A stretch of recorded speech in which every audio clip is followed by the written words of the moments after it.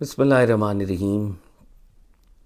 الحمدللہ رب العالمین، والصلاة والسلام علی اشرف الخلائق اجمعین، سید الاولین والآخرین، امام المرسلین وخاتم النبیین، سیدنا و مولانا و شفیعنا و حبیبنا و حبیب الہ العالمین وعلی اہل بیتہ الطیبین الطاہرین الہداۃ المہدیین صحبہ الاجمعین۔ الصلاۃ والسلام علیک یا سیدی یا رسول اللہ وعلی آلک و صحبک یا سیدی یا حبیب اللہ۔ الصلاۃ والسلام علیک یا سیدی یا رسول اللہ وعلی آلک و صحبک یا سیدی یا حبیب اللہ۔ السلام علیکم یا سیدۃ النساء العالمین یا فاطمۃ الزہرا۔ السلام علیکم یا امیر المؤمنین یا علی مولا۔ السلام علیکم یا ابا محمد الحسن۔ السلام علیکم یا ابا عبداللہ الحسین۔ السلام علیکم یا شیخ جنید البغدادی۔ السلام علیکم یا شیخ علی بن عثمان حجویری۔ السلام علیکم یا شیخ عبد القادر جیلانی۔ السلام علیکم خواجہ معین الدین چشتی اجمیری۔ السلام علیکم یا حضرت سید میرا حسین زنجانی۔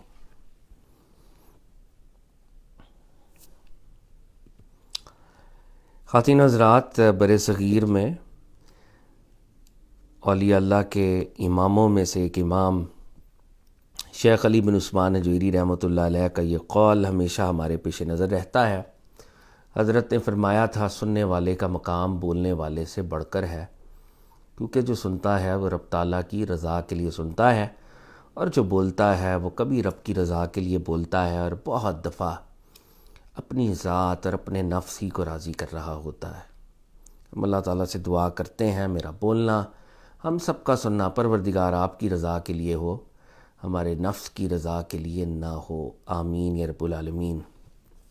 خواتین و حضرات، اس وقت جب میں آپ سے مخاطب ہوں تو پاکستان میں 18 ربیع الاول کا آغاز ہو چکا ہے، اور یہ ربیع النور کا جو مہینہ ہے، اس کو سرکار دو عالم صلی اللہ علیہ وآلہ وسلم کے مبارک میلاد کی نسبت حاصل ہے، اور ہم اس مبارک مہینے کے اندر سرکار دو عالم صلی اللہ علیہ وآلہ وسلم کی احادیث مبارکہ سننے کا شرف حاصل کر رہے ہیں، اور اس وقت ہم آقا کی پاک سیرت طیبہ کو سننے کا شرف حاصل کر رہے ہیں، مطالعے کا بھی شرف حاصل کر رہے ہیں۔ تو خواتین و حضرات، یہ اللہ تعالیٰ کا بہت ہی فضل ہے، بہت ہی کرم ہے کہ سرکار دو عالم صلی اللہ علیہ وآلہ وسلم کا ذکر ہم کر رہے ہیں اور سن رہے ہیں۔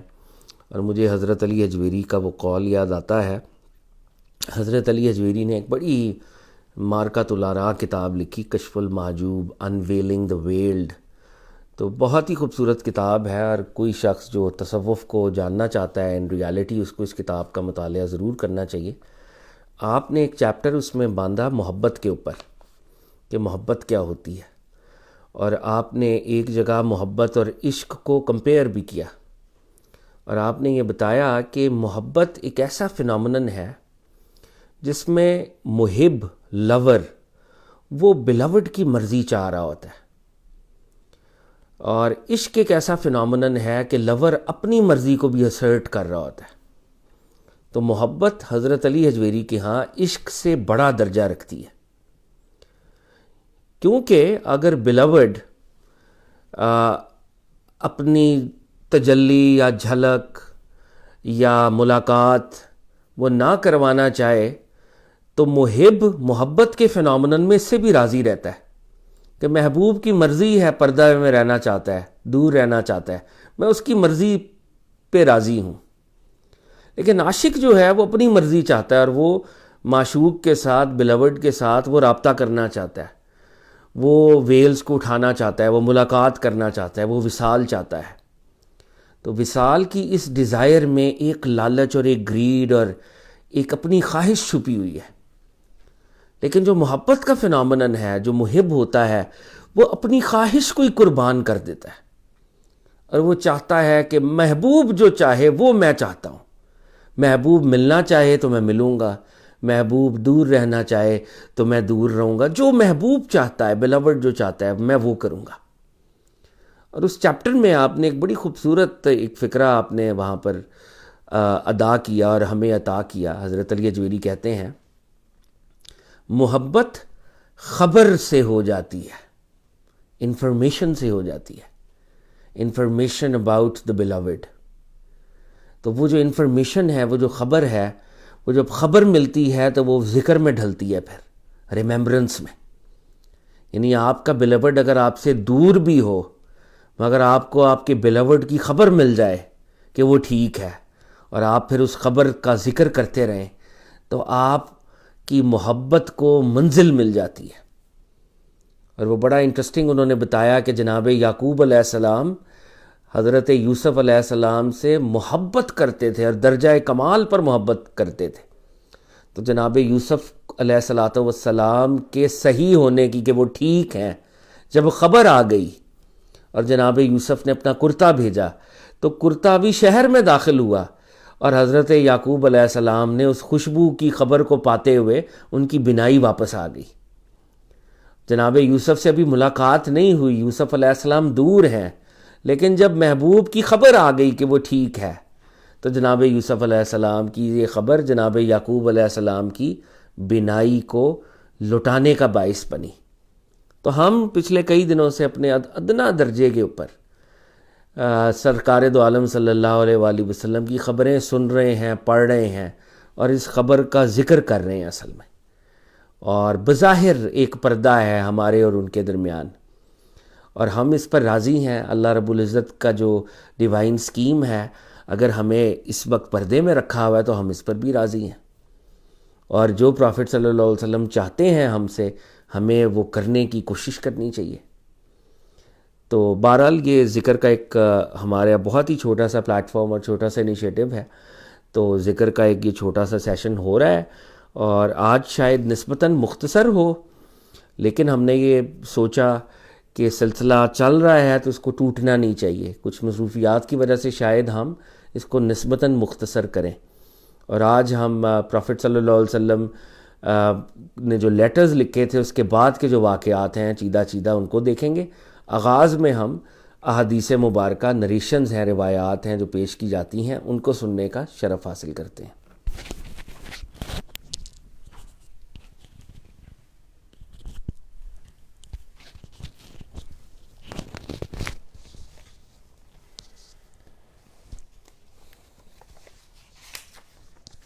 اعوذ باللہ من الشیطان الرجیم. بسم اللہ الرحمن الرحیم.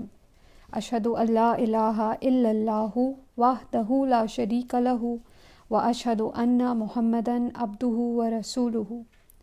الصلاۃ والسلام علیک یا سیدی یا رسول اللہ. السلام علیکم یا انبیاء اللہ. السلام علیکم پروفٹ محمد صلی اللہ علیہ وآلہ وسلم کی تمام اہل بیت کو, اور اہل بیت کے تمام امامز کو, اور پروفٹ محمد صلی اللہ علیہ وآلہ وسلم کی تمام فیملی اور ان کی تمام کمپینینز کو, اور سلام ہو پروفٹ محمد صلی اللہ علیہ وآلہ وسلم کے امت کے تمام اولیاء کرام کو, بالخصوص لاہور شہر کے بہت ہی پیارے حضرت علی بن عثمان حجویری, جن کو داتا صاحب کے نام سے بھی جانا جاتا ہے, اور بغداد کے بہت ہی پیارے حضرت عبد القادر جیلانی کو بھی سلام. آج ہم کچھ حدیثیں سنتے ہیں اور پڑھتے ہیں جو کہ اخلاق کے ہی بارے میں ہیں, جس طرح کل ہم نے پڑھا. لیکن اس میں ان 3-4 حدیثیں جو ہم پڑھیں گے, اس میں پروفٹ صلی اللہ علیہ وآلہ وسلم اخلاق کے ان کیریکٹرسٹکس کے بارے میں بات کر رہے ہیں جن سے کمیونٹی بلڈنگ ہوتی ہے, جس میں کمیونٹی کے اندر خیر پھیلتی ہے. تو group wise in a group آپ نے کیسے بیہیو کرنا ہے, اس کے بارے میں نبی صلی اللہ علیہ وآلہ وسلم ہمیں بتا رہے ہیں. تو آپ صلی اللہ علیہ وآلہ وسلم نے لوگوں کو ایک دوسرے سے حسد اور آپس میں دشمنی رکھنے سے منع فرمایا ہے. تو گریڈ رکھنا, حسد کرنا لوگوں سے, اور آپس میں دشمنی کو جنم دینا, آپس میں ہیٹریڈ رکھنا, اس کو ناپسند کرتے تھے پروفٹ صلی اللہ علیہ وآلہ وسلم, کیونکہ کمیونٹی کے اندر اس سے ڈویژن پیدا ہوتی ہے. تو آپ صلی اللہ علیہ وآلہ وسلم کا فرمان ہے باہم بغض نہ رکھو، حسد نہ کرو، اور نہ ہی آپس میں دشمنی کی روش کو شیوا و شعار بناؤ۔ اے اللہ کے بندو، آپس میں بھائی بھائی بن کر رہو۔ کسی مسلمان کے لیے جائز نہیں ہے کہ وہ اپنے مسلمان بھائی کے ساتھ 3 دن سے زیادہ ترک تعلق رکھے۔ تو نبی صلی اللہ علیہ وآلہ وسلم کہہ رہے ہیں کہ آپس میں گریڈ مت کرو، حسد مت رکھو، آپس میں ایک دوسرے کے لیے نفرت اور دشمنی کو شیوا نہ دو، جگہ نہ دو اس کو، کیونکہ یہ چیزیں گرو ہوتی ہیں، یہ چیزیں وقت کے ساتھ اگر ان کو ہم ختم نہ کریں اپنے دلوں کے اندر سے تو یہ جگہ پکڑتی ہیں اور یہ زیادہ ہوتی ہیں۔ تو کہہ رہے ہیں کہ اس کو نہ کرو، اس کو ختم کرو اور اس کو جگہ مت دو، اور آپس میں بھائی بھائی بن کے رہو۔ اور ایک رول نبی صلی اللہ علیہ وآلہ وسلم بتا رہے ہیں بھائی چارے کا، کہ کسی سے بھی تم 3 دن سے زیادہ ترک تعلق مت کرو۔ اگر کسی سے ناراضگی بہت زیادہ ہو ہی جاتی ہے تو 3 دن ٹھیک ہے، تم اس سے ناراض رہو، لیکن 3 دن کے بعد تم نے اس سے بات چیت کرنی ہے، صلح کرنی ہے۔ اس سے کمیونٹی میں ایک گڈنس، ایک خیر پھیلتی ہے۔ پھر آپ صلی اللہ علیہ وآلہ وسلم نے غصہ کرنے سے بھی منع فرمایا ہے، اور آپ صلی اللہ علیہ وآلہ وسلم سے کسی نے سوال کیا مجھے کون سی چیز اللہ تعالیٰ کے غضب سے محفوظ رکھے گی؟ تو آپ صلی اللہ علیہ وآلہ وسلم نے فرمایا دوسروں پر غصہ نہ کیا کرو، اللہ تعالیٰ بھی تم پر اپنا غضب نہیں فرمائے گا۔ تو if we are merciful to others then Allah will show mercy to us۔ تو اگر ہم یہ چاہتے ہیں کہ ہمیں اللہ تعالیٰ معاف کریں تو پہلے ہمیں لوگوں کو معاف کرنا پڑے گا۔ یہ ایک مرسی کا رول ہے کہ جو تم کرو گے ویسا ہی تمہارے ساتھ کیا جائے گا۔ تو اگر تم کسی کو معاف کرو گے، تم کسی کو درگزر کرو گے، کسی کے لیے خیر کرو گے، کسی کی برائیوں کو چھپاؤ گے، کسی بھی لیول پہ اوروں کے ساتھ جو خیر کرے گا اس کے ساتھ اللہ تعالیٰ خیر اور مرسی اور رحم کا معاملہ فرمائیں گے۔ تو اس حدیث میں کہہ رہے ہیں کہ غصے کے بارے میں کہہ رہے ہیں کہ کسی نے نبی صلی اللہ علیہ وآلہ وسلم سے پوچھا کہ مجھے کون سی چیز اللہ کے غصے سے محفوظ رکھے گی، اللہ کے غضب سے، اللہ کے عذاب سے محفوظ رکھے گی؟ تو وہ کہہ رہے ہیں نبی صلی اللہ علیہ وآلہ وسلم کہ دوسروں پر غصہ تم نہ کرو تو تم اللہ کے بھی غضب سے محفوظ رہو گے۔ اس کے بعد نبی صلی اللہ علیہ وآلہ وسلم نا امیدی اور مایوسی کے بارے میں فرما رہے ہیں کہ تم نے نا امید نہیں ہونا، تم نے مایوس نہیں ہونا۔ ہوپلیسنس کے بارے میں، سیڈنس اور ہوپلیسنس کہ کوئی میرے ساتھ کوئی اچھا معاملہ نہیں پیش آئے گا، اور ہم سب ان چیزوں سے آن اے ڈیلی بیسس گزرتے ہیں، تو یہ چیزیں یاد دہانی کے لیے بہت ضروری ہیں۔ تو نبی صلی اللہ علیہ وآلہ وسلم کہہ رہے ہیں کہ تم نے کبھی نا امید نہیں ہونا، کبھی مایوس نہیں ہونا کہ تمہیں اللہ کی رحمت نہیں ملے گی، تمہارے ساتھ کوئی خیر کا معاملہ نہیں ہوگا۔ تم نے یہ نہیں کبھی سوچنا کہ سب کچھ میرا ختم ہو گیا اور مجھے کبھی بھی کوئی خیر نہیں ملے گی۔ نا امیدی سے منع فرمایا ہے انہوں نے۔ تو اس کا مطلب یہ ہے کہ خیر کی امید ہمیشہ رکھنی چاہیے، اور یہی اللہ سے اچھے کا گمان کرنا چاہیے کہ میرے ساتھ اچھا ہی ہوگا۔ تو آپ نے نا امیدی اور مایوسی کی مذمت فرمائی ہے اور ان کو کبیرہ گناہوں میں سے شمار کیا ہے۔ ہوپلیسنس کو کبیرہ گناہوں میں شمار کیا ہے، اور جیسا کہ آپ نے فرمایا ہے اللہ تعالیٰ کے ساتھ شرک کرنا، اللہ تعالیٰ کی مہربانی سے نا امیدی اور اللہ کی رحمت سے مایوسی ایسے کبیرہ گناہ ہیں کہ اللہ تعالیٰ نے جس شخص کو ان سے بچا لیا اور ان سے محفوظ رکھا، میں اسے جنت کی ضمانت دیتا ہوں۔ تو کہہ رہے ہیں کہ اللہ تعالیٰ کی مہربانی سے نا امید ہونا کہ مجھے کبھی اللہ کی مرسی نہیں ملے گی، یا Allah will never be merciful towards me, یہ ایک نا امیدی ہے نا کہ کسی بھی لیول پہ مجھے خیر نہیں ملے گی. تو اللہ تو بہت خیر بانٹنے والا ہے. اللہ تو 70 ماؤں سے زیادہ بھی ہمیں پیار کرتے ہیں, محبت کرتے ہیں. تو وہ کہہ رہے ہیں کہ جب تم اللہ سے نا امیدی کرتے ہو اور اللہ کی رحمت سے مایوس ہوتے ہو تو یہ ایک کبیرہ گناہ ہے, کیونکہ اس کے پیچھے یہ تھاٹ چھپی ہوئی ہوتی ہے کہ اللہ میرے لیے تو کچھ بھی نہیں کرتے, اللہ تو میرے لیے کبھی کچھ نہیں کریں گے. لیکن اصل میں تو اللہ تعالیٰ بہت رحیم ہے, بہت کریم ہے. ہی از آر کریٹر. تو ہمارے کریٹر سے زیادہ ہمارے اوپر مہربان کون ہو سکتا ہے؟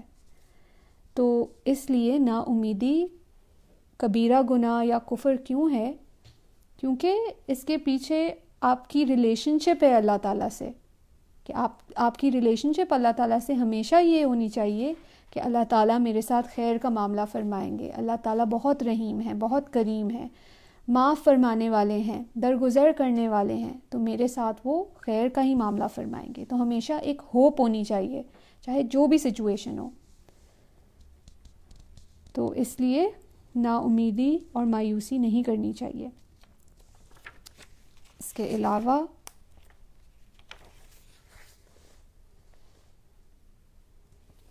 آپ صلی اللہ علیہ وآلہ وسلم نے لوگوں کے لیے تنگی چاہنے اور آپس میں نفرت پھیلانے سے منع کیا ہے, اور انہوں نے کہا ہے کہ لوگوں کے لیے آسانی پیدا کرو اور انہیں مشکل میں نہ ڈالو, لوگوں کو آرام پہنچاؤ اور انہیں متنفر مت کرو. تو کہ اگین کمیونٹی کے اندر, گروپس کے اندر تم خیر پھیلاؤ, آسانی پیدا کرو. Let it be easy for people. لوگوں کے لیے مشکلات پیدا نہ کرو, ان کو تکلیفیں مت دو, ان کے لیے ہر کسی کے لیے آسانی پیدا کرو تاکہ ہر کوئی ایک اچھے اسٹیٹ آف مائنڈ میں ہو, خوش رہے, پازیٹیو رہے, ہیپی رہے, اداس نہ ہو. تو کہہ رہے ہیں کہ لوگوں کے لیے تنگی پیدا نہ کرو, نفرت کو مت پھیلاؤ, آسانی پیدا کرو لوگوں کے لیے. اور آخری یہ حدیث ہے, اس میں نبی صلی اللہ علیہ وآلہ وسلم نے قطع رحمی اختیار کرنے سے منع کیا ہے اور فرمایا ہے خونی رشتے کو توڑنے والا جنت میں داخل نہیں ہوگا. تو اللہ تعالیٰ نے اگر ہمیں کچھ خونی رشتوں کے ساتھ پیدا کیا ہے, چاہے وہ آپ کے پیرنٹس ہوں یا آپ کے بچے ہوں یا آپ کے بہن بھائی ہوں, یہ اللہ کی چوائس سے آپ کو دیے گئے ہیں. تو کہہ رہے ہیں کہ اللہ کی چوائسز کی قطع رحمی, رشتوں کو توڑنا, یہ اللہ تعالیٰ کو پسند نہیں ہے. کہ اللہ تعالیٰ نے اپنی چوائس سے آپ کو کوئی فیملی ممبرز دیے تو ان سے بالکل ہی ریلیشن شپ کو توڑنا کسی بھی لیول پہ, تو یہ چیز اچھی نہیں ہے. آپس میں بھائی چارے کے ساتھ رہنا چاہیے, پیار محبت کے ساتھ رہنا چاہیے. تو کہہ رہے ہیں کہ خونی رشتے کو توڑنا اور خونی رشتے کو توڑنے والا جنت میں داخل نہیں ہو سکتا. تو یہ جو ایک جنرل ایک خیر کا پہلو ہے کہ آپ گروپس میں, فیملیز میں, کمیونٹی کے اندر آپ لوگوں کے لیے آسانی پیدا کریں, ایک ایسا ماحول پیدا کریں جس میں سب خوش ہوں اور محبت ہو اور دشمنی نہ ہو, ایک پازیٹیوٹی ہو, خیر کا معاملہ ہو سب کے لیے. تو یہ ہم سب کے دلوں میں اس چیز کی جگہ ہونی چاہیے. ہمیں اگلوں کے لیے بھی خیر طلب کرنی چاہیے جیسے ہم اپنے لیے خیر طلب کرتے ہیں اللہ تعالیٰ سے. اللہ ہمیں اس کی توفیق عطا کرے, آمین.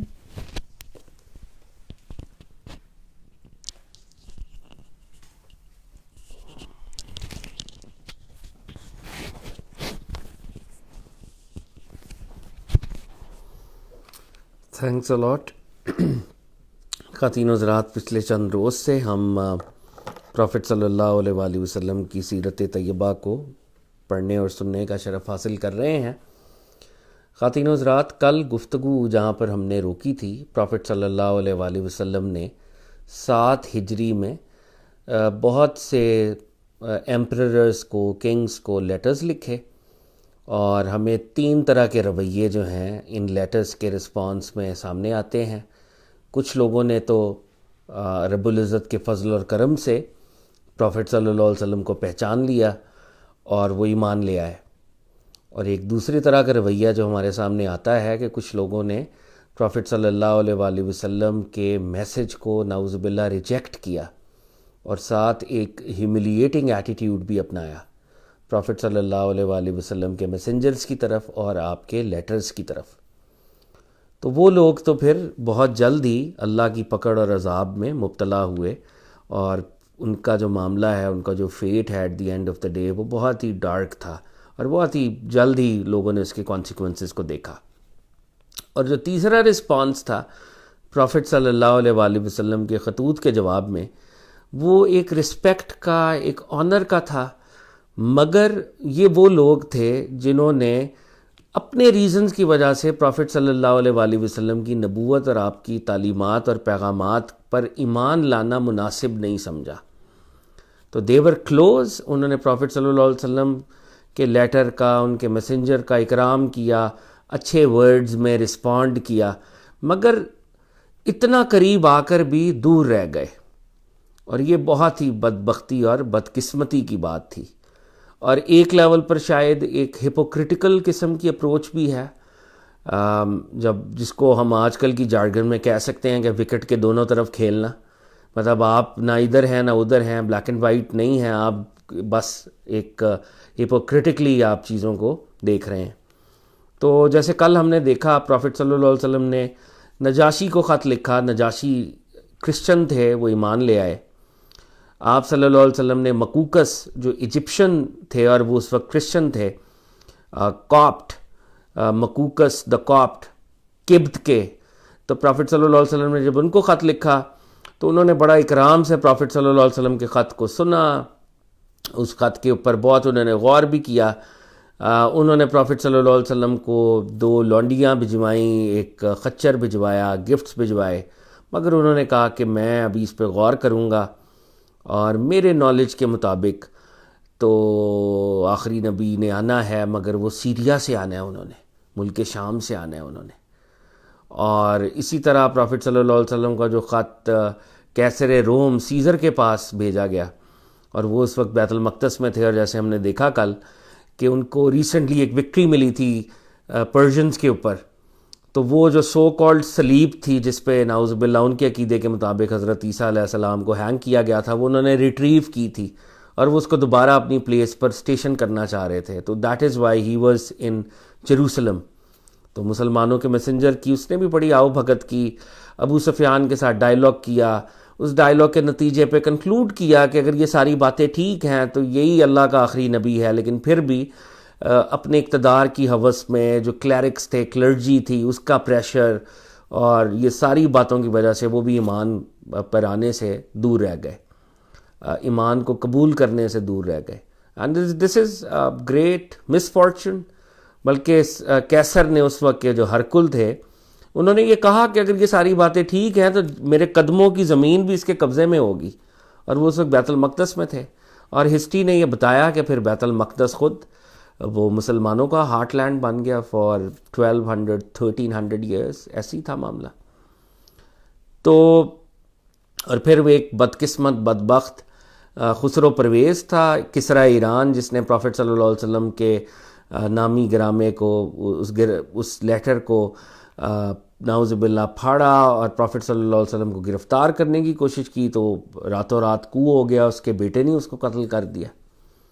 تو یہ سارے واقعات ہوئے، اور اگر ہم پروفٹ صلی اللہ علیہ وسلم کی لائف کو جو مدینہ کے اندر ہے، جس طرح ہم روز کہہ رہے ہیں کہ 3 حصوں میں یہ ڈیوائیڈ ہو سکتی ہے، پہلے 6 ایئرز وارز، اس میں انٹرنل اینمی ہے، ایکسٹرنل اینمی ہے، اور صلح حدیبیہ جب ہوتی ہے، آلدو ایک اسٹریٹجک ریٹریٹ ہے، ایک طرح کی پسپائی ہے، ایک ایسا اگریمنٹ ہے جس کے کلازز بظاہر مسلمانوں کے خلاف ہیں، پھر بھی اللہ رب العزت نے جو حکمت سرکار دو عالم صلی اللہ علیہ وسلم کو عطا کی، اس کے مطابق صلح حدیبیہ کو کیا گیا، اللہ رب العزت نے اسے فتح مبین ڈکلیئر کر دیا، اور یہ جو اپرچونٹی اب کریٹ ہوئی ہے کہ 10 سال کفار اور مشرکین کے ساتھ وار نہیں ہوگی، اس نے پروفٹ صلی اللہ علیہ وسلم کو اور مسلمانوں کو ہیلپ کیا ہے کہ وہ اپنے میسج کو آگے پھیلائیں، اور ایک تھریٹ کو نیوٹرلائز اللہ رب العزت نے مسلمانوں کے لیے کر دیا، اور وہ مشرکین مکہ کا تھریٹ تھا۔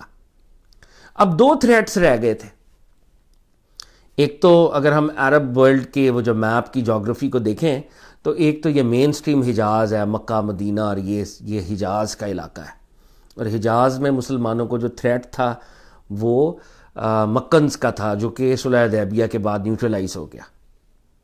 اب کچھ ٹرائبز تھے نجد کے اندر، نجد کا جو علاقہ ہے وہ دور تھا تھوڑا سا، لیکن وہ بھی مسلمانوں کے خلاف تھے، اور اس میں ایک بڑا ٹرائب غطفان کا تھا۔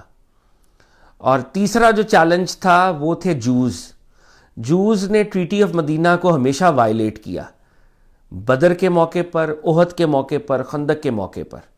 ان کو 2 چانسز ملے تو پروفٹ صلی اللہ علیہ وسلم نے دونوں دفعہ شفقت کرتے ہوئے ان کو جلا وطن کر دیا، اور جب ان کو تھرڈ ٹائم انہوں نے وائلیٹ کیا تو پھر مدینے کے اندر جو کلان رہ گیا تھا اس کے خلاف وار ہوئی تھی بنو قریظہ کے ساتھ، اور ان کے ساتھ پھر معاملہ ہوا۔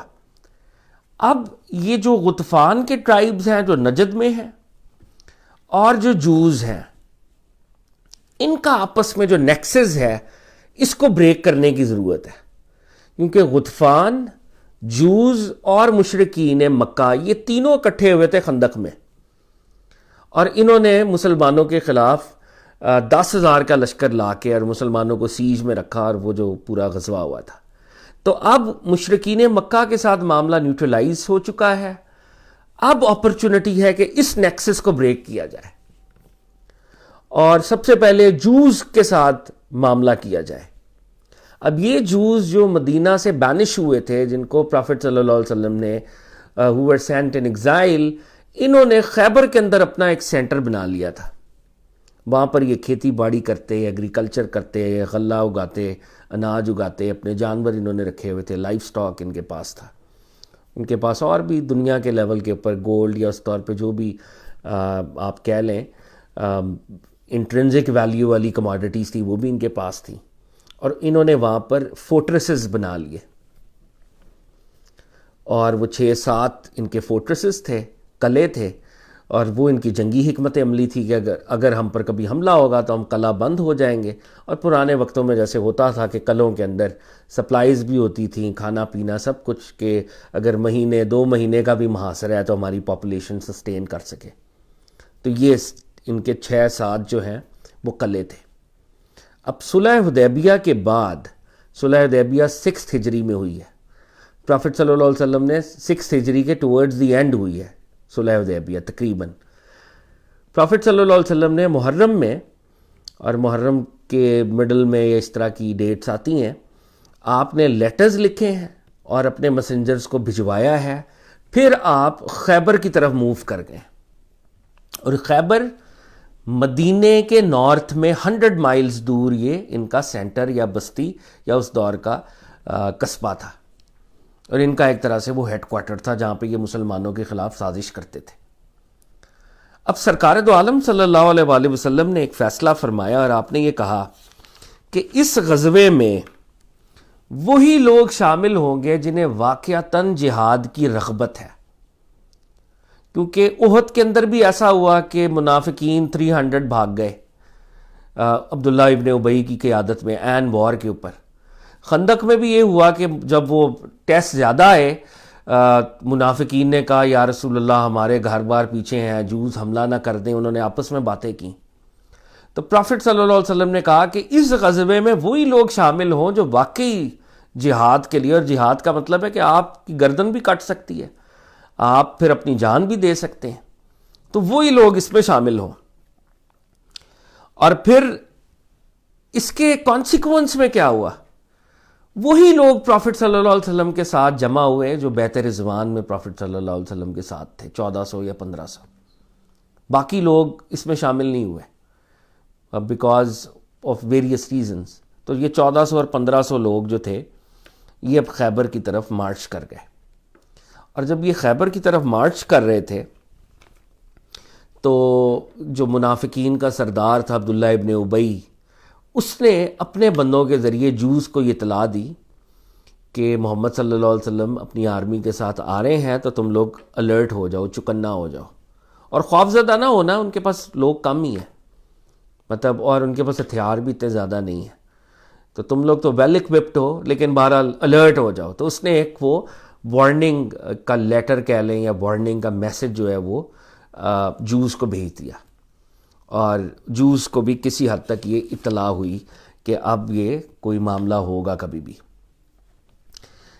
پرافٹ صلی اللہ علیہ وسلم کی جب ذات پاک اور حیات طیبہ کو ہم پڑھتے ہیں تو انسان کو خوشگوار ترین حیرت ہوتی ہے کہ آقا سرکار دو عالم صلی اللہ علیہ وآلہ وسلم کی ذات پاک ہر لیول پر مکمل ترین، کامل ترین، اکمل ترین نمونہ اللہ نے انہیں بنایا تھا۔ اور یہ جو ملٹری سٹریٹجی ہے، ملٹری سٹریٹجی میں بھی سرکار دو عالم صلی اللہ علیہ وآلہ وسلم اللہ کے فضل اور کرم سے کامل ترین نمونہ ہے۔ اور جو ملٹری کی موومنٹس اور سٹریٹجیز ہوتی ہیں آقا سرکار دو عالم صلی اللہ علیہ وسلم اس کو بھی بہت بہتر اللہ کے حکم اور اللہ کی عطا کردہ حکمت سے بہتر طور پہ اس کے اوپر بھی ایکشن اور عمل درآمد فرمایا کرتے تھے۔ اور بندہ حیران ہوتا ہے کہ واقعی کہ یہ اللہ رب العزت کی وہ اکمل ترین، کامل ترین نشانی ہے جو ہر واک آف لائف میں، ہر ڈپارٹمنٹ آف لائف میں مکمل ہے۔ تو جب ہم آقا کی ان وارز کو پڑھتے ہیں، جیسے یہ وار خیبر کی، تو آقا سرکار دو عالم صلی اللہ علیہ وسلم نے اپنے صحابہ سے ایک اسٹریٹجی ڈسکس کی کہ ہم خیبر میں پیچھے سے داخل نہیں ہوں گے جو یوزول روٹ ہے، ہم خیبر میں خیبر کے نارتھ سے داخل ہوں گے، اور خیبر میں جب ہم نارتھ سے داخل ہوں گے تو اس سے کیا ہوگا کہ جوز جو ہیں وہ شہر سے باہر نکل نہیں سکیں گے، اور دوسرا جو غطفان کا ٹرائب ہے وہ بھی ان کی ہیلپ نہیں کر سکے گا، ہم ان کے اور یہودیوں کے درمیان آ جائیں گے۔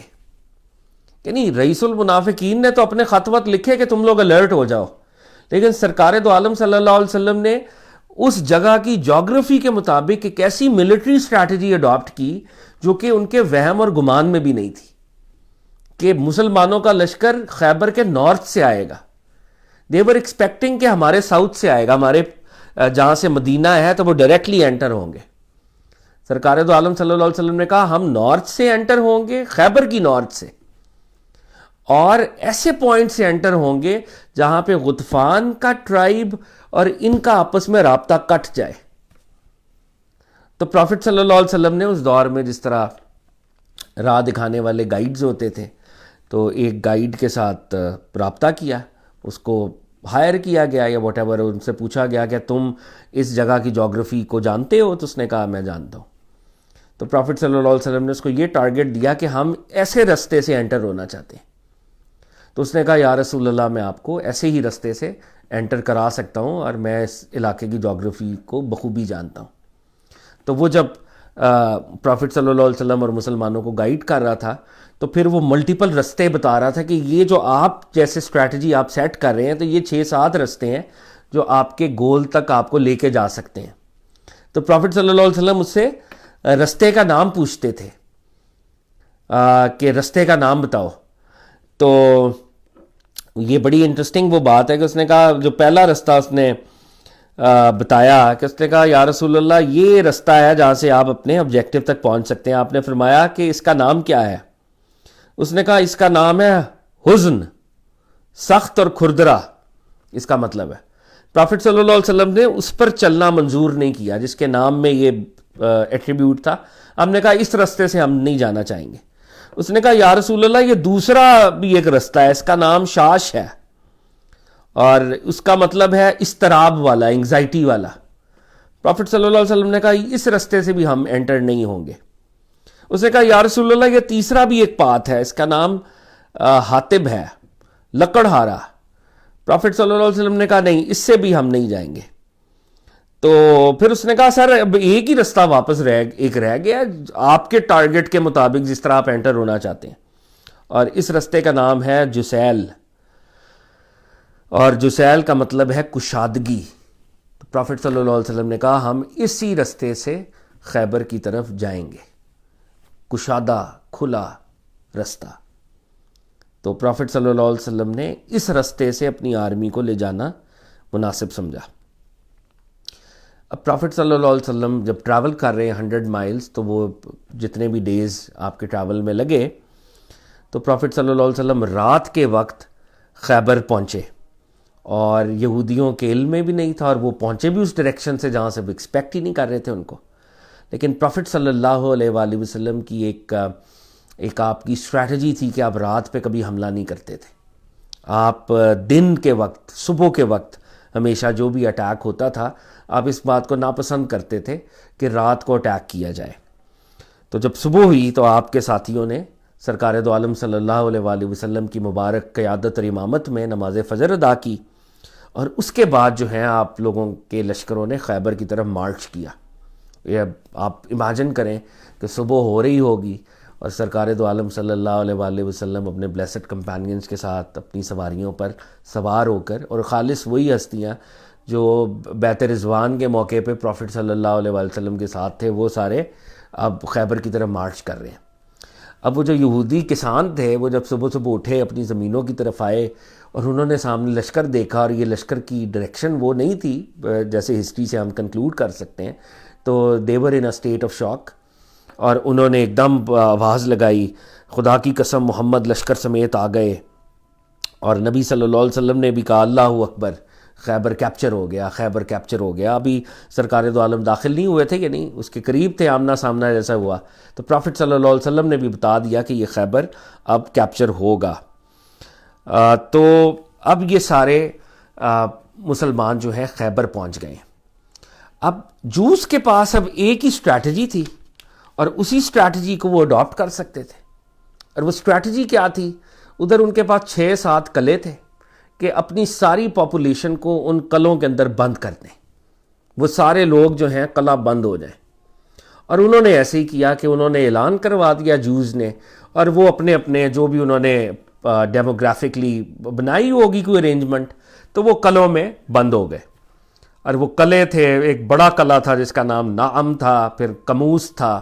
تو یہ ان کے مختلف 6-7 قلعے تھے جن کے اوپر وہ بند ہو گئے. اب یہ جو قلعہ ہے، جو ان کا مین قلعہ تھا،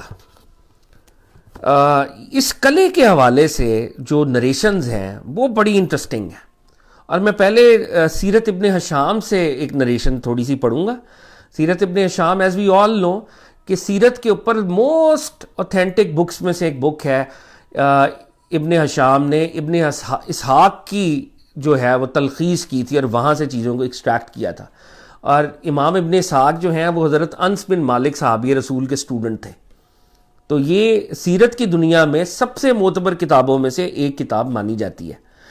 تو وہ کہتے ہیں کہ روایت ہے کہ حضور صلی اللہ علیہ وآلہ وسلم نے خیبر کے ایک قلعے کی طرف حضرت ابو بکر صدیق رضی اللہ تعالیٰ عنہ کو سفید جھنڈا عنایت کر کے روانہ کیا.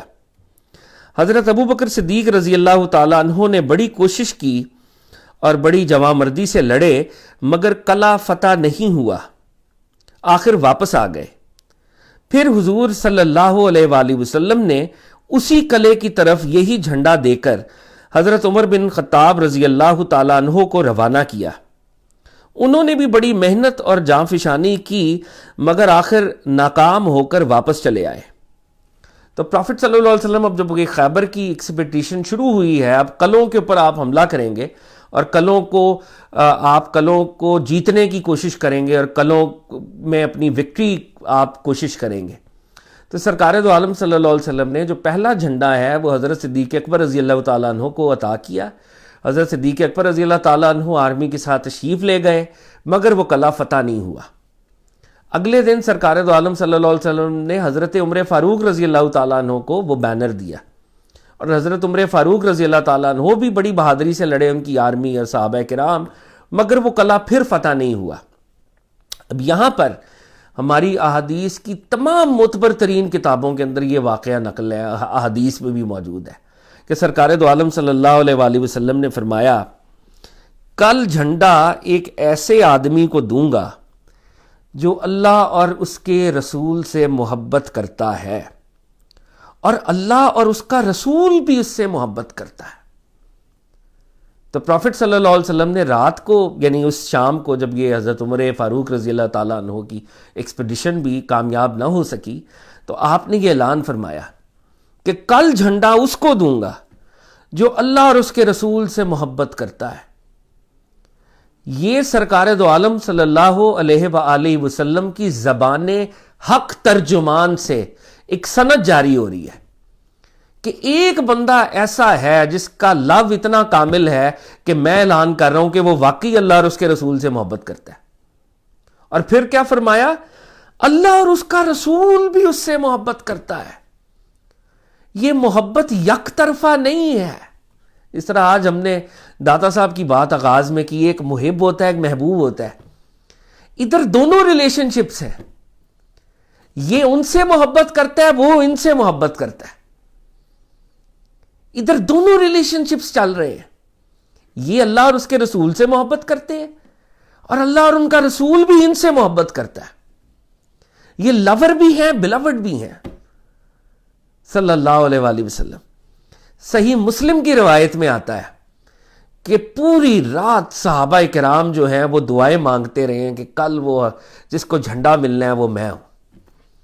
اور سیدنا فاروق اعظم رضی اللہ تعالیٰ عنہ روایت کرتے ہیں پوری زندگی مجھے کبھی لیڈرشپ کا لالچ تھا ہی نہیں، کبھی گریڈ پیدا نہیں ہوئی کہ مجھے لیڈرشپ ملے، مجھے لیڈر بنایا جائے. لیکن اس رات میرے اندر بھی یہ تمنا تھی کہ کل وہ جو جھنڈا ملنا ہے نا، وہ جھنڈا سرکار دو عالم صلی اللہ علیہ وسلم مجھے عطا کر دے. تب یہ صحابہ کرام اور سارے چوٹی کے جیت صحابہ کرام، اصحاب شجرہ موجود ہیں جن کے لیے قرآن کی آیت اتری ہوئی ہے کہ اللہ ان سے راضی ہے، بس سارے موجود ہیں وہاں پہ. اور اصحاب شجرہ ہی خیبر کے اندر موجود ہیں، باقی لوگ تو آئے ہی نہیں مدینے سے. وہ کہتے ہیں صبح ہوئی تو تمام صحابہ کرام نبی صلی اللہ علیہ وآلہ وسلم کی خدمت میں حاضر ہو گئے. سارے صحابہ کرام اپنے اپنی جگہوں پر حاضر تھے. ہر ایک یہی آرزو باندھے اور آس لگائے تھا کہ جھنڈا اسے مل جائے. ہر کسی کی یہی آرزو تھی کہ جھنڈا اس کو مل جائے. اور رسالت باب صلی اللہ علیہ وسلم نے فرمایا علی بن ابی طالب کہاں ہیں؟ یہ صفی الدین مبارک پوری اور ابن حشام میں یہ ساری روایتیں موجود ہیں. صحابہ نے کہا یا رسول اللہ ان کی تو آنکھ آئی ہوئی ہے. سارے صحابہ کرام جمع ہیں، جس کو جھنڈا دینا ہے وہ اس لائن میں ہی موجود نہیں، وہ خیمے میں ہے کیونکہ اس کی آنکھ ہی خراب ہے. آشوب چشم. اور روایتیں یہ کہتی ہیں کہ خیبر میں کیونکہ حضرت علی کی آنکھ میں کوئی اس وقت ایسی بیماری تھی کہ he was not feeling well, تو وہ قافلے سے پیچھے رہ گئے تھے. وہ پھر پہنچے تھے بعد میں، اور مسلمان پہنچ چکے تھے اور کچھ دیر بعد وہ کچھ گھنٹوں بعد وہ پہنچے تھے because he was unwell. اور وہ ان ایکسپیڈیشنز میں جو حضرت ابوبکر صدیق اور حضرت عمر فاروق رضی اللہ تعالیٰ عنہ لے کے گئے تھے ان میں وہ شامل بھی نہیں تھے، وہ خیمے میں تھے. تو صحابہ کے لیے یہ ان ایکسپیکٹڈ تھا کیوں حضرت علی تو انفٹ ہیں. تو فرمایا کہ یا رسول اللہ ان کی تو آنکھ آئی ہوئی ہے، آنکھ ہی خراب ہے ان کی. سرکار دو عالم نے کہا انہیں بلاؤ. وہ لائے گئے. رسول اللہ صلی اللہ علیہ وآلہ وسلم نے ان کی آنکھوں میں اپنا لواب دہن لگایا، اپنا جو بلیسڈ سپٹل تھا وہ ان کی آنکھوں پر لگایا اور دعا فرمائی. سلائیوا دعا فرمائی اور وہ شفا یاب ہو گئے. گویا انہیں کوئی تکلیف تھی ہی نہیں. پروفٹ صلی اللہ علیہ وسلم کا جو بلیسڈ لواب دہن ہے وہ آنکھوں پہ لگا تو ایسا ہوا کہ جیسے حضرت علی المرتضیٰ پر کوئی تکلیف کبھی تھی ہی نہیں. اللہ اکبر. پھر انہیں جھنڈا عطا فرمایا اور انہوں نے عرض کیا یا رسول اللہ میں ان سے اس وقت تک لڑوں کہ وہ ہمارے جیسے ہو جائیں. یعنی حضرت علی نے کہا یا رسول اللہ پھر میں اس وقت تک لڑوں کہ وہ مسلمان ہو جائیں. آپ صلی اللہ علیہ وسلم نے فرمایا اطمینان سے جاؤ یہاں تک کہ ان کے میدان میں اترو، پھر انہیں اسلام کی دعوت دو اور اسلام میں اللہ کے جو حقوق ان پر واجب ہوتے ہیں ان سے آگاہ کرو. بخدا تمہارے ذریعے اللہ ایک آدمی کو بھی ہدایت دے دے تو یہ تمہارے لیے سرخ اونٹوں سے بہتر ہے. یہ صحیح بخاری کی روایت ہے. اب وار کے لیے بھیج رہے ہیں لیکن کیا فرما رہے ہیں؟ پہلے دعوت دینا، ان کو اللہ اور اس کے رسول کا تعارف کروانا، اللہ اور اس کے رسول کی طرف سے جو رائٹس اینڈ رسپانسبلٹیز ہیں ان سے آگاہ کرنا.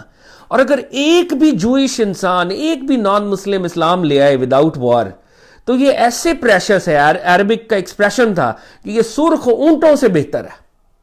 It is like price less. سرخ اونٹ بہت کم ہوا کرتے تھے عربز میں، اور بہت مہنگے ہوا کرتے تھے. تو یہ عربک کا میٹافور تھا. جب کسی چیز کی پرائس اور اس کی پریشس نیچر بتانی ہوتی تو کہا جاتا کہ یہ سرخ اونٹوں سے زیادہ قیمتی ہے. تو سرکار دو عالم صلی اللہ علیہ وآلہ وسلم نے ارشاد پاک فرمایا کہ اگر ایک شخص بھی مسلمان ہو گیا تو علی یہ تمہارے لیے ایسی ہی ہے جیسے سرخ اونٹوں سے زیادہ قیمتی ہے. اتنا پریشس ہے اور اللہ کے نزدیک اتنا امپورٹنٹ ہے کہ ایک بھی بندہ ٹرن ہو جائے تو یہ بہت بڑی بات ہے. We are not interested in blatant wars. ہم تو ان کی ہدایت کے لیے آئے ہیں. اگر وہ سیدھے رستے پر آ جائیں تو یہی حق ہے. لڑنے کی ضرورت بعد کی ہے، سیکنڈری بات ہے یہ. تو حضرت علی المرتضیٰ جو ہیں وہ پھر قلعوں کی طرف تشریف لے گئے اور سرکار دو عالم صلی اللہ علیہ وسلم نے ان کو جھنڈا عطا کیا ہوا تھا تو وہ قلعے کی طرف تشریف لے گئے. اور وہ جو کہ پہلا قلعہ تھا وہ کہتے ہیں کہ اس قلعے کا نام تھا اور وہ ان کی مین ڈیفینس اسٹریٹجی تھی. وہ بڑا قلعہ تھا، سب سے پہلے وہ تھا. اور مرحب نامی شہزور جاں باز یہودی قلعے کا میں موجود تھا اور یہ بھی عرب ورلڈ میں لیجنڈری واریر تھا. اور اس کے بارے میں وہ کیا کہتے تھے، یہ ہمارے سلفی اسکالر صفی الدین مبارک پوری نے بھی ریکارڈ کیا کہ مرحب کو 1000 مردوں کے برابر مانا جاتا تھا کہ یہ اتنا اسٹرانگ ہے جیسے 1000 بندے ہوں. He is so brave and he is so strong. اور حضرت علی ابن ابی طالب مسلمانوں کی فوج کو لے کر اس قلعے کے سامنے پہنچے اور یہودیوں کو اسلام کی دعوت دی تو انہوں نے یہ دعوت مسترد کر دی. تو حضرت علی المرتضیٰ نے جب دعوت دی تو انہوں نے ریجیکٹ کر دیا اور وہ جو ان کا کمانڈر تھا سپہ سالار یا بادشاہ مرحب وہ باہر آ گیا. اور وہ پرانے وقتوں میں اپنی بہادری کے بارے میں وہ شعر پڑھا کرتے تھے نا، رجس پڑھتے تھے اور دوسروں کو بتاتے تھے کہ بھائی ہم کون ہیں. تو اس نے وہ شعر پڑھے، قد علمت خیبر ونی مرحب شاکی الصلاح بطل مجرب اذ الحروب اقبلتا تلہب. خیبر جانتا ہے میں مرحب ہوں، ہتھیار پوش بہادر تجربہ کار، اور جب جنگ کا شعلہ نکل آئے تو میں پیچھے نہیں ہٹتا. تو اس طرح سے اس کے عربک میں اس نے وہ اپنے شعر پڑھا تھا اور وہ ان کی ایلوکوینس بھی تھی، مرحب مجرب تلہب. تو وہ اس طرح سے پوئٹکلی بھی اپنا دکھا رہا تھا اور اپنی بریوری کے بھی وہ نغمے گا رہا تھا. اور اب جب وہ اس نے اس طرح سے پڑھا، اس نے اپنی بریوری کے نغمے گائے اور اپنی پوئٹری کی ایک ہیومن دکھائی، تو حضرت علی المرتضیٰ نے بھی پھر اپنا رجس پڑھا اور انہوں نے کہا ان الذی سمتنی امی حیدرا کلیسا غبات قریۃ المنظرا اوفیہم بالسائی کیل السندرا. تو حضرت علی نے پوئٹری میں حیدرا منظرا سندرا یہ ورڈز اس کو پوئٹری کے لیول پر پیر شکست دی اور کہا کہ میں وہ ہوں کہ میری ماں نے میرا نام حیدر رکھا ہے، شیر رکھا ہے، اور جنگل کے شیر کی طرح میں ہیبت والا ہوں، اور میں ایک سا کے بدلے نیزے کی طرح وار کرتا ہوں کہ میں 1 انچ کی بجائے میں پورا نیزہ جو ہے اس سے پھر میں مقابلہ کرتا ہوں، that I am not going to budge، اور میں پیچھے نہیں ہٹوں گا. تو حضرت علی نے بھی اس کو پھر پوئٹری میں جواب دیا اسی طرح. اور وہ پھر جب کہتے ہیں کہ حضرت علی جب قلعے کی طرف جا رہے تھے، یہ اولڈسٹ سورس ہے ہمارا سیرت ابن ہشام کا، تو حضرت علی وہ کہتے ہیں وہ دوڑتے ہوئے جھنڈا لے کر قلعے کی طرف جا رہے تھے. ہی واز ایکچولی گیلپنگ، اور وہ بھاگتے ہوئے جھنڈے کے ساتھ جا رہے تھے اور انہوں نے جھنڈے کو پھر اس طرح پتھروں کے درمیان نصب کر دیا وار سے پہلے کہ یہ نبی صلی اللہ علیہ وسلم نے مجھے عطا کیا ہے مسلمانوں کا جھنڈا. اور ایک یہودی جو ہے وہ قلعے کے اوپر آیا ہے، ان کا کوئی نالجبل آدمی تھا یا کوئی اس طرح، وہ قلعے کے اوپر آیا اور اس نے پوچھا تم کون ہو، ہو آر یو؟ تو آپ نے کہا میں علی بن ابی طالب ہوں، آئی ایم علی بن ابی طالب. اس یہودی نے کہا قسم ہے اس کتاب کی جو موسیٰ پر نازل ہوئی، بے شک تم غالب ہو جاؤ گے. اس نے کہا کہ میرا نالج یہ بتا رہا ہے کہ تمہاری نام کا جو آدمی ہے وہ غالب ہو جائے گا، اس نے پریویل کرنا ہے. اور پھر وہ کہتے ہیں کہ مرحب اور اس کے حضرت علی کے درمیان جب وار ہوئی تو ایک ہی ضرب سے حضرت علی نے اس کو واصل جہنم کر دیا. اور حضرت علی تو دنیاوی طور پہ درویش اور فقر تھا، تو اس طرح ایسٹ زرہ نہیں تھی، اور وہ جو زرہ بھی تھی ان کی وہ بیچ چکے تھے اپنے مہر کے لیے، وہ ایسٹ زرہ نہیں پہنا کرتے تھے، ایک ڈھال ہوتی تھی آپ کے پاس. تو کہتے ہیں کہ جب اس کو قتل کیا تو وہ ایک عام جنگ شروع ہو گئی، تو وہ ڈھال کے اوپر کسی نے سٹرائک کیا تو ڈھال دور گر گئی، اور پھر وہ تیر مار رہے تھے. تو سیرت ابن ہشام میں وہ کہتے ہیں جب حضرت علی قلعے کے پاس پہنچے، مقابلہ اور مقاتلہ شروع ہوا، تو ایک یہودی نے حضرت علی پر وار کیا، آپ کی ڈھال دور گر پڑی. حضرت علی نے قلعے کے دروازے کا کیواڑ جو قریب تھا اسے اٹھا لیا. وہ جو قلعے کا گیٹ تھا، یعنی وہ دو مل کے بنتے ہیں نا، تو ایک اس کا جو حصہ تھا گیٹ کا وہ آپ نے یوں اکھاڑ لیا، اور اسی سے آپ اس کو بے مثل ڈھال استعمال کرتے رہے اور دشمنوں کے تیر روکتے رہے. تو حضرت علی المرتضیٰ اس وقت واقعی اس درجے کی وہ مینیفیسٹیشن اللہ نے ان سے کروائی، جس کو اللہ کہتے ہیں، صحیح بخاری میں حدیث قدسی ہے کہ جو مومن کہ میں کئی دفعہ اتنا قریب ہو جاتا ہوں کہ میرا ہاتھ بن جاتا ہے میرا، مطلب وہ ایک مسٹیکل بات ہے. تو اس کی ایک مینیفیسٹیشن تھی کہ انہوں نے گیٹ کو اکھاڑ لیا. اور سیرت ابن ہشام میں امام ابن ہشام اور امام ابن اسحاق یہ بتا رہے ہیں کہ وہ تیروں کو روک رہے تھے، اور پھر وار کے بعد حضرت علی نے اس گیٹ کو پھینک دیا. اور ایک صحابی ابو رافع فرماتے ہیں کہ وہ کیواڑ اتنا بھاری تھا کہ ہم 8 آدمیوں نے اس کو پلٹنا چاہا مگر پلٹ نہ سکتے تھے. تو حضرت علی المرتضیٰ اس وقت پروفٹ صلی اللہ علیہ وسلم کے صدقے دلیری، بہادری، طاقت اس کے سمبل کے طور پہ سامنے آئے، اور وہ ان کی آنریبل پرسنالٹی سے یہ ٹریٹس مینیفیسٹ ہو رہے تھے. اور یہ اللہ رب العزت کا ان پر اس وقت وہ فضل اور کرم تھا. تو وہ ایک مینیفیسٹیشن تھے. سبحان اللہ. تو پھر وہ کہتے ہیں کہ ایک اور پھر اس طرح ایک لیڈر نکلا، تو پھر اس کا حضرت زبیر بن العوام نے مقابلہ کیا، اور اس کو بھی پھر حضرت زبیر بن العوام نے، حضرت زبیر بھی پروفٹ صلی اللہ علیہ وسلم اور حضرت علی کے پھوپھی کے بیٹے ہیں، تو انہوں نے بھی پھر اس کو قتل کیا. اور یہ پہلا قلعہ جو ہے یوں مسلمانوں نے فتح کر لیا. اور وہ جو پروفٹ صلی اللہ علیہ وسلم نے کہا تھا کہ کل جھنڈا اس کو دوں گا جو اللہ اور اس کے رسول سے محبت کرتے ہیں، اللہ اور اس کا رسول بھی اس سے محبت کرتا ہے، اور اس کے ہاتھ پر فتح ہوگی. اور سیرت ابن ہشام کے یہ بھی ورڈز ہیں کہ پروفٹ صلی اللہ علیہ وسلم نے کہا کہ اس کے ہاتھ پر خدا قلعے کو فتح کرے گا، اور وہ شخص جہاد سے بھاگنے والا نہیں ہے. یہ بھی ورڈز آتے ہیں کچھ حدیث میں. تو وہ جو بہادری کا، دلیری کا، عظمت کا، اللہ اور اس کے رسول سے محبت کا تاج تھا، وہ سارے تاج جو تھے وہ پروفٹ صلی اللہ علیہ وسلم نے امیر المومنین علی بن ابی طالب کرم اللہ وجہہ کو عطا کیے، اور حضرت علی المرتضیٰ نے پھر ان کے ہاتھ پر وہ قلعہ فتح ہوا.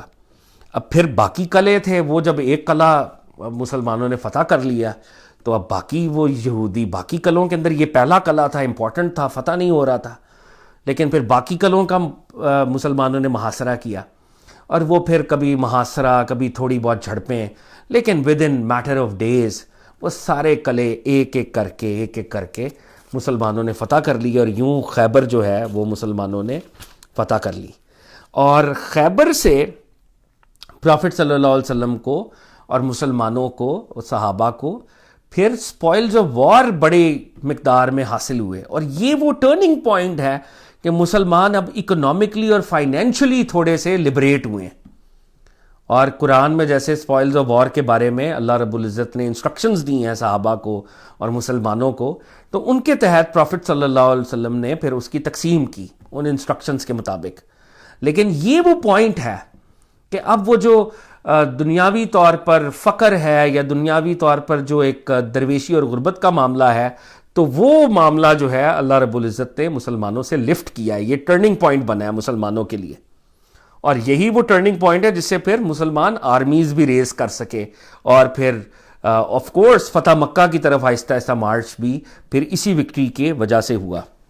اور پھر بہت سے جو جوز تھے انہوں نے لڑنے سے انکار کر دیا، اور پروفٹ صلی اللہ علیہ وسلم کے ساتھ انہوں نے کہا کہ ہمارے ساتھ مصالحت کر لیں، اگریمنٹ کر لیں.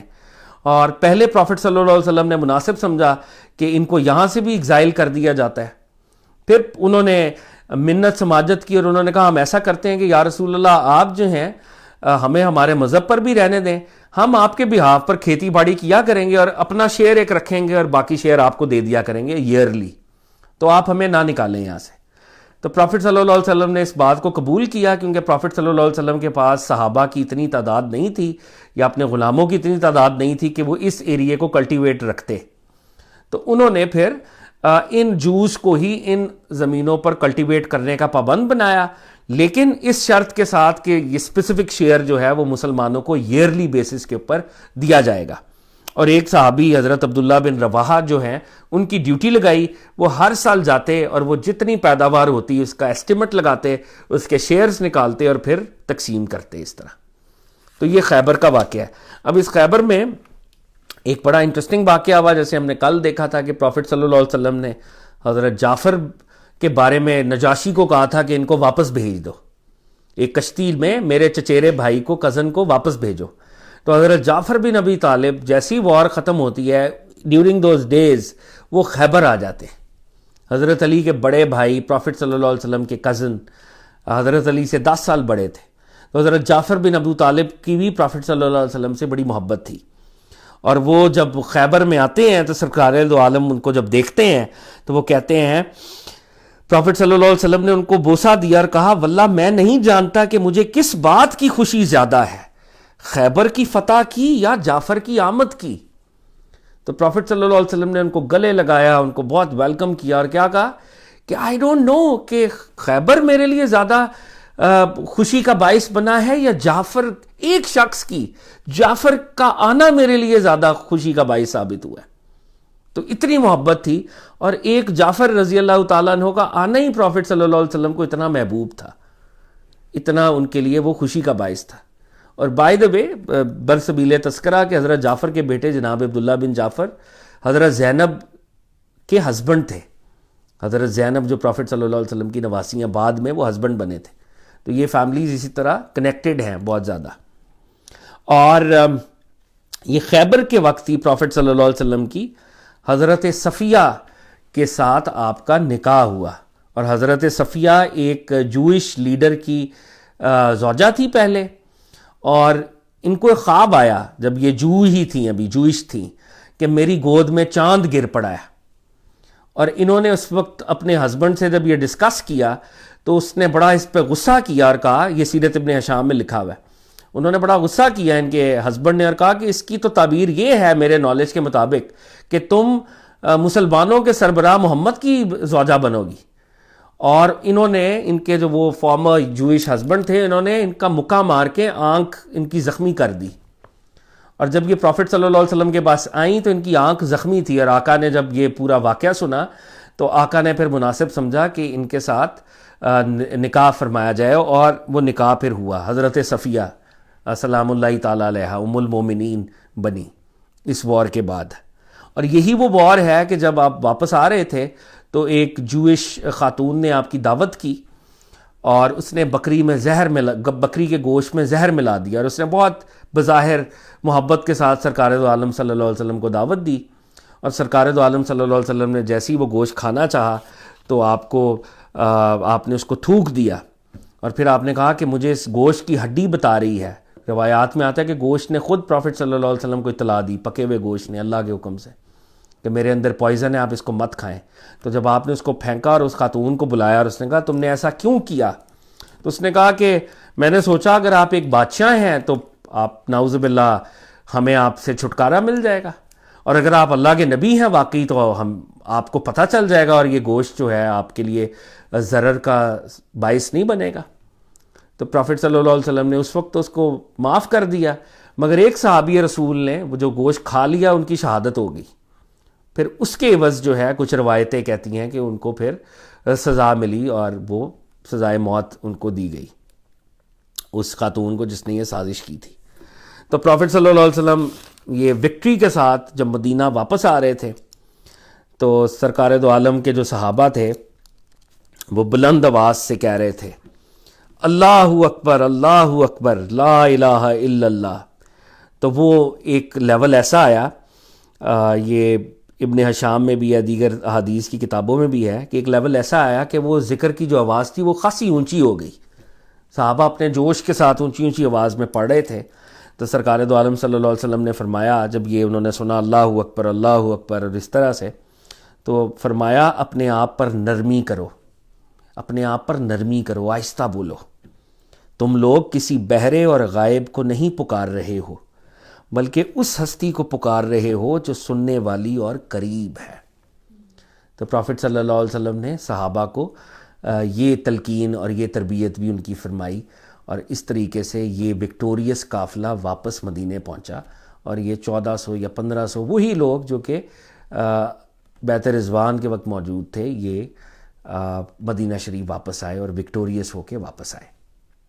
اب 7 ہجری کا جو ایک اگر ہم مختصراً واقعہ پڑھ لیں جو اہم ہے نسبتاً،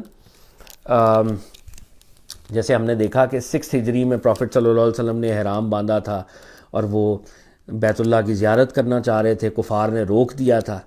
اور تو 7 ہجری کو پروفٹ صلی اللہ علیہ وسلم نے خیبر کے بعد، خیبر کی مہم کے بعد مسلمانوں میں اعلان کیا کہ میں عمرہ کرنے جا رہا ہوں. تو وہی لوگ تقریباً جو میرے ساتھ بیت رضوان میں شامل تھے تو وہ میرے ساتھ شامل ہو سکتے ہیں، اور کچھ اور لوگوں کو بھی آپ نے اجازت دے دی. تو اس طرح سے وہ جو صحابہ کچھ تو شہید ہو گئے نیچرلی ایک سال کے اندر کچھ مہموں کے اندر، لیکن کچھ جو تھی صحابہ ان کی فیملیز بھی تھیں، ان کے بچے بھی تھے، ان کی وائفز بھی تھیں، ان سب نے کہا کہ ہم سرکار دو عالم کی قیادت میں مکہ جائیں گے. تو یہ 2000 لوگ، یعنی اب وہ فیملیز بھی مل گئیں اور ان کی وائفز بھی آ گئیں. تو اب یہ 2000 لوگ جو ہیں پروفٹ صلی اللہ علیہ وآلہ وسلم کی قیادت میں اب یہ مکہ کی طرف روانہ ہوئے ہیں. اور جیسے کہ وہ ٹریٹی کے اندر لکھا ہوا تھا کہ یہ لوگ اپنا ہتھیار نہیں لے کے آئیں گے، 3 دن قیام کریں گے، اور یہ سارے معاملے پروفٹ صلی اللہ علیہ وسلم کے پیش نظر تھے.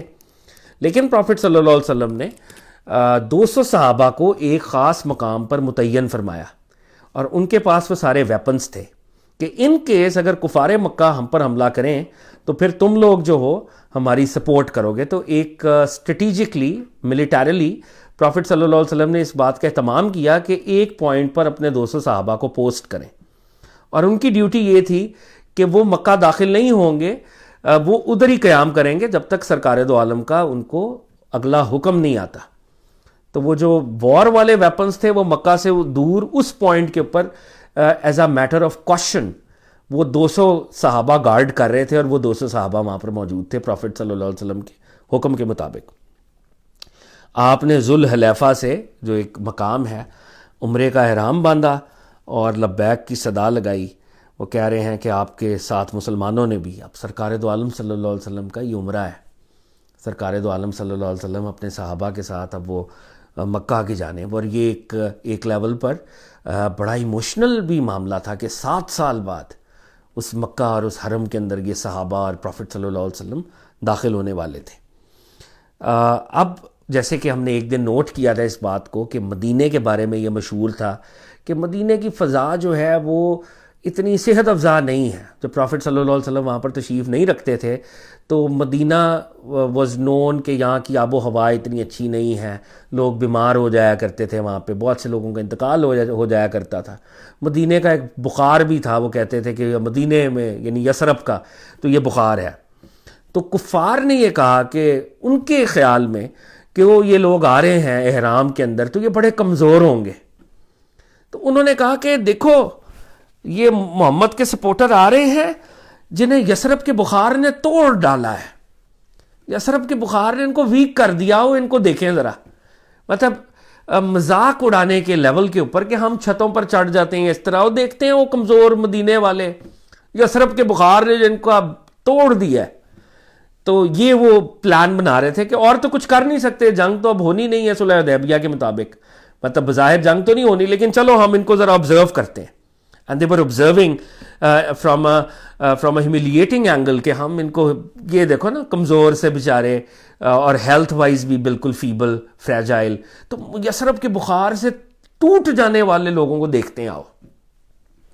اور پروفٹ صلی اللہ علیہ وسلم نے اپنے صحابہ کو حکم دیا کہ پہلے 3 چکر دوڑ کے لگائیں گے، پہلے 3 چکر دوڑ کے لگائیں گے تاکہ ان کفار کے اوپر جو ہے دھاگ بیٹھے. کعبے کا جب طواف کریں گے تو فرسٹ 3 چکر جو ہیں وہ پروفٹ صلی اللہ علیہ وسلم نے صحابہ کو کہا کہ ہم دوڑ کے لگائیں گے تاکہ ان کو مسلمانوں کی ظاہری ہیلتھ، طاقت، ہیبت وہ نظر آئے. وہ تو اپنی طرف سے کہہ رہے ہیں کہ یثرب کے بخار نے ان کو توڑ دیا ہو، ان کو دیکھیں. اور پروفٹ صلی اللہ علیہ وسلم نے صحابہ کو کیا کہا کہ پہلے 3 چکر طواف میں، بیت اللہ کے طواف میں 7 چکر ہوتے ہیں، تو پہلے 3 چکر ہم دوڑ کے لگائیں گے جس سے مسلمانوں کی سٹرینگتھ، ان کی ہیبت ان کے اوپر بیٹھے اور وہ نظر آئے. اور پھر استباء کا حکم دیا. استباء کا مطلب ہے کہ دایاں کندھا کھلا رکھیں، اور وہ چادر ایک خاص انداز، ایک سٹائل ہے کہ پہلے میں، جس سے آپ کے مسلز اور اس طرح بھی ان کو نظر آئیں ذرا کہ ہم اللہ کے نبی کے پیروکار ہیں اور دنیاوی طور پہ بھی مجاہد ہیں ہم. تو الرٹ ہو کے پروفٹ صلی اللہ علیہ وسلم نے ان کو یہ چال بتائی. اور وہ کہتے ہیں کہ جب وہ مسلمان یوں کر رہے تھے تو وہی لوگ جو پہلے باتیں کر رہے تھے کہ یثرب کا بخار ان کو توڑ دیا، اور وہ بڑے حیران ہو رہے تھے کہ یہ تو بالکل، یہ تو ہیلتھی ہیں، یہ تو یہ معاملہ بھی ہو رہا تھا. اس کے بعد حضرت عبداللہ بن رواحہ مدینے کے صحابی تھے، تو یہ بہت اچھے پوئٹ بھی تھے اور یہ پوئٹری بھی کیا کرتے تھے. تو انہوں نے سخت شعر عربی میں اونچے اونچے حرم کے اندر پڑھنے شروع کر دیے. حرم کے اندر سرکار دو عالم موجود ہیں اور ان کے سامنے پوئٹری کی جا رہی ہے، اور پوئٹری بھی سخت ہے. اور کیا کہہ رہے ہیں؟ کفار کے پوتو، نبی کا راستہ چھوڑ دو، راستہ دو، ساری بھلائی اس پیغمبر کے لیے ہے، رحمان نے جنہیں اپنی حفاظت میں اتارا ہے. عربی کے اشعار ہیں، ہم ان کا اردو ترجمہ پڑھ رہے ہیں. اور قرآن کی تلاوت جس پیغمبر پر کی جاتی ہے، اور اے پروردگار میں نبی کی بات پر ایمان رکھتا ہوں اور نبی کی بات کو قبول کرنے ہی کو حق جانتا ہوں. اور فرمایا کہ بہترین قتل وہ ہے جو اللہ کی راہ میں ہو. اور بھی ایک سخت شعر تھا کہ آج ہم قرآن کے نزول کے مطابق تمہیں ایسی مار ماریں گے کہ کھوپڑی اپنی جگہ سے چھٹک جائے اور دوست کو بے خبر کر دے. اب وہ کیونکہ ایک ماحول تھا، 7 سال بعد اب مکہ میں آ رہے ہیں، کفار آپ کو آبزرو کر رہے ہیں، اور وہ ایسے آبزرو کر رہے ہیں کہ یہ تو بیچارے کمزور اور لاچار. اور ایک صحابی رسول ایسے شعر پڑھ رہا ہے وار والی لینگویج کے، اگلے کو جھنجھوڑنے کے لیے.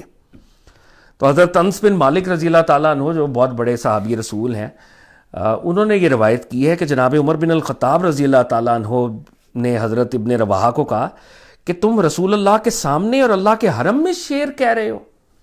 ایک تو شعر و شاعری کر رہے ہو، اوپر سے حرم میں کر رہے ہو، اور اللہ کے نبی کے سامنے کر رہے ہو. تو سرکار دو عالم صلی اللہ علیہ وسلم نے مسکرائے اور کہا اے عمر، اس کو رہنے دو، اس کے یہ شعر ان کفار کے لیے تیر کی مار سے بھی زیادہ تیز ہے. اس وقت جو شعر ہیں وہ بہترین ویپن ہے، اور یہ تیروں سے زیادہ ان کو لگ رہے ہیں اس وقت، تو اس کو پڑھنے دو. تو وہ اس طرح عبداللہ بن رواحہ جو ہیں وہ شعر پڑھ رہے تھے، سرکار دو عالم موجود تھے، اور کفار کے لیے وہ ایک سپیکٹیکل تھا، لیکن اس سپیکٹیکل نے مسلمانوں کی ہیبت ان کے اوپر بٹھا دی. اور وہ کہنے لگے کہ ہم تو سمجھتے تھے کہ بخار نے ان کو توڑ دیا ہوگا، مگر یہ تو پہلے سے بھی زیادہ طاقتور ہو گئے ہیں. اور وہ کہتے ہیں کہ سرکار دو عالم صلی اللہ علیہ وسلم نے پھر طواف فرمایا، صفا اور مروہ کی سعی کی، قربانی کے جانور آپ نے جو ہیں ان کو پھر قربان کیا، پھر سر منڈایا. اور پھر جب یہ عمرہ آپ نے کر لیا تو کچھ لوگوں کو آپ نے باہر بھیج دیا اور کہا کہ وہ جو 200 صحابہ ان کی جگہ تم تعینات ہو جاؤ اور وہ آ جائیں اور وہ عمرہ کر لیں. تو پھر کچھ لوگوں کو باہر بھیج دیا، اور وہ لوگ جو ویپنز کو گارڈ کر رہے تھے وہ اندر آئے، اور پھر انہوں نے اس طرح سے عمرہ ادا کیا. اب اس صلح حدیبیہ کی ٹریٹی میں یہ کہا گیا تھا کہ مسلمان مکے میں 3 ڈے صرف قیام کر سکتے ہیں، اور اس کے بعد وہ جائیں گے واپس. تو وہ کہتے ہیں کہ رسالت مآب صلی اللہ علیہ وسلم نے مکہ میں جب 3 روز قیام کیا تو چوتھے دن ارلی مارننگ مشرکین حضرت علی کے پاس آئے اور کہا اپنے صاحب سے کہو ہمارے یہاں سے چلے جائیں کیونکہ مدت گزر چکی ہے. تو پروفٹ صلی اللہ علیہ وسلم کو یہ پیغام تھرو حضرت علی ایک دیا گیا. تو حضرت علی اور پروفٹ صلی اللہ علیہ وسلم نے پھر مناسب سمجھا، اور آپ نے پھر اگریمنٹ کے مطابق کہا کہ اب ہماری روانگی کا ٹائم ہے. تو آپ مکے سے روانہ ہوئے. اب جب آپ مکے سے روانہ ہو رہے تھے، جیسے ہم نے یہ بات پہلے بھی کچھ عرصہ کی ہے کہ مکے میں ایک مائنورٹی تھی جو مسلمان تھی، اور لوگوں کو جن کے بارے میں علم نہیں تھا، اور یہ وہ لوگ تھے کہ جب بدر میں مسلمانوں کو وکٹری ہوئی تو تب بھی انہوں نے خوشیاں منائی تھیں، اور بیعت رضوان کے موقع پر بھی سرکار دو عالم صلی اللہ علیہ وسلم نے جناب عثمان غنی رضی اللہ تعالیٰ عنہ کو یہ فرمایا تھا کہ ان مسلمانوں کو بھی پیغام دے دو کہ جلد ہم غالب ہوں گے، اور مکہ میں اسلام کا اور اللہ کے پیغام کا ظہور اور غلبہ ہوگا۔ تو مسلمانوں کی فیملیز تھیں وہاں پہ، اور حضرت حمزہ جو کہ خود تو علیہ الصلوۃ والسلام رضی اللہ تعالیٰ عنہ ہجرت فرما چکے تھے، ان کی فیملی بھی مکہ میں ہی تھی، اور ان کی یتیم بیٹی جو تھیں وہ مکہ میں تھیں، اور جب انہوں نے دیکھا کہ مسلمان آئے ہیں سرکار دو عالم صلی اللہ علیہ وسلم اور سب، تو وہ بھاگتی بھاگتی آئیں اور انہوں نے سب کو کہا چچا چچا چچا۔ تو حضرت علی آگے بڑھے، حضرت جعفر حضرت علی کے بھائی وہ آگے بڑھے، اور حضرت زید بن حارث آگے بڑھے، اور انہوں نے کہا یا رسول اللہ اس بیٹی کو ہمیں دے دیں، ہم اس کی کفالت کریں گے، وی ول ریز دس چائلڈ۔ اور جیسا کہ ہم نے کل بھی پڑھا تھا، پرسوں بھی پڑھا تھا کہ پروفٹ صلی اللہ علیہ وسلم نے یہ کہا تھا کہ خواتین اگر آئیں گی تو وہ اگریمنٹ کا پارٹ نہیں ہے، meals were part of the agreement, تو ان کو واپس کریں گے۔ تو یہ چھوٹی فیمل چائلڈ حضرت حمزہ کی بیٹی یہ بھاگ کے آئیں، تو حضرت علی نے پہلے کہا کہ یا رسول اللہ میرا حق، یہ بچی ہمارے خاندان کی ہے، میرا حق ہے، ہمیں اور فاطمہ اس کو ریز کریں گے، تو یہ ہمیں دے دی جائے۔ حضرت جعفر نے کہا کہ یا رسول اللہ میری مسز اور حضرت جعفر کی مسز سسٹرز تھیں آپس میں، میرا زیادہ حق ہے۔ اور حضرت زید نے کہا کہ مجھے ایک جگہ پر آپ نے حضرت حمزہ کا بھائی ڈکلیئر کیا تھا، تو میں ان کا بھائی تھا، تو یہ میری بھتیجی ہے، میرا بھی حق ہے۔ تو پروفٹ صلی اللہ علیہ وسلم نے فیصلہ حضرت جعفر کے حق میں کیا اور کہا کہ خالہ جو ہے وہ ماں کے مثل ہوتی ہے، تو اس بچی کی جو مدر ہیں وہ حضرت جعفر کی مسز، یہ دونوں سسٹرز ہیں، تو حضرت جعفر کی جو وائف ہیں وہ ان کو بہتر ریز کر سکتی ہیں۔ تو پروفٹ صلی اللہ علیہ وسلم نے حضرت جعفر بن ابی طالب الطیار رضی اللہ تعالیٰ عنہ کے حق میں یہ فیصلہ کیا، اور وہ بیٹی جو ہیں وہ اس طرح پروفٹ صلی اللہ علیہ وسلم نے ان کے مسئلے کو سیٹل کیا۔ اور یہاں پر اس عمرے کے بعد حضرت میمونہ بنت حارث جو ہیں وہ پروفٹ صلی اللہ علیہ وآلہ وسلم کی زوجیت میں آئیں اور ہماری ام المومنین بنی۔ اس واقعے کے اینڈ پہ، یعنی مکہ سے جب آپ باہر نکل رہے تھے تو حضرت میمونہ کا نکاح بھی پروفٹ صلی اللہ علیہ وسلم کے ساتھ ہوا۔ تو یہ واقعات ہیں 7 ہجری کے، اگر چیدہ برڈز آئی ویو کے لیول پر۔ اور اب جو بڑا واقعہ ہوگا، جو بڑا چیلنج ہوگا اور جو بڑا انٹرسٹنگ ڈیولپمنٹ ہے وہ ہے کہ پھر الٹیمیٹلی فتح مکہ کیسے ہوئی، اس کے ریزنز کیا تھے، کیا ہوا جس کی وجہ سے، کیونکہ مسلمانوں اور مشرکین کے درمیان تو 10 سال کا وہ ایک ٹریٹی تھا کہ جنگ نہیں ہوگی، اب 8 ہجری میں یہ فتح ہوا، تو اس کے محرکات، ریزنز کیا تھے وہ انشاءاللہ ہم کل دیکھیں گے، اور یہیں سے آقا کی سیرت کو ہم آگے پڑھیں گے۔ ہم اللہ تعالیٰ سے دعا کرتے ہیں کہ ذکر میں جو کمی کوتاہی ہو گئی ہو، بارگاہ رب العزت میں توبہ کرتے ہیں۔ اللہ تعالیٰ سے دعا کرتے ہیں اس ذکر سے جو نور، جو لائٹ ہمیں حاصل ہوئی، اس کا ثواب تمام انبیاء کی بارگاہ میں پیش کرتے ہیں، سرکار دو عالم صلی اللہ علیہ وسلم کی بارگاہ میں پیش کرتے ہیں، تمام صحابہ، اہل بیت اطہار، خلفائے راشدین کی پاک بارگاہ میں پیش کرتے ہیں، تمام اولیاء کاملین کی ارواح کو اس ذکر میں شامل کرتے ہیں۔ اپنے درجے میں خاص طور پہ شیخ علی بن عثمان حجویری، حضرت سید میرا حسین زنجانی اور شیخ عبد القادر جیلانی کے درجات کی بلندی کی دعا کرتے ہیں۔ اللہ تعالیٰ سے دعا کرتے ہیں قبر میں، حشر میں سرکار دو عالم کی پہچان نصیب ہو، سرکار دو عالم صلی اللہ علیہ وسلم کی محبت اور اتباع نصیب ہو، کل قیامت میں آقا کے ہاتھ سے حوض کوثر میں جام نصیب ہو، قیامت میں آقا سرکار دو عالم صلی اللہ علیہ وآلہ وسلم کی شفاعت نصیب ہو، آقا علیہ الصلوۃ والسلام کے جھنڈے تلے جمع ہونے کا شرف حاصل ہو۔ ملک پاکستان کی خیر، بانیان پاکستان حضرت قائد اعظم جناب علامہ اقبال، اللہ تعالیٰ ان کے ارواح کے درجات کو بلند کرے، اور جو مجبور اور مقہور مسلمان ہیں کشمیر میں، فلسطین میں، رب العزت ان کے پر فضل اور کرم کا معاملہ فرمائے، کل انسانیت کی خیر ہو، اور کل انسانیت کو سرکار دو عالم صلی اللہ علیہ وآلہ وسلم کے نور کو حاصل اور وصول کرنے کا شرف حاصل ہو۔ اللہ تعالیٰ ہمارے حال پر رحم کرے۔ انشاءاللہ ہم کل یہیں سے کانورزیشن کو آگے لے کے چلیں گے۔ تھینکس اے لاٹ۔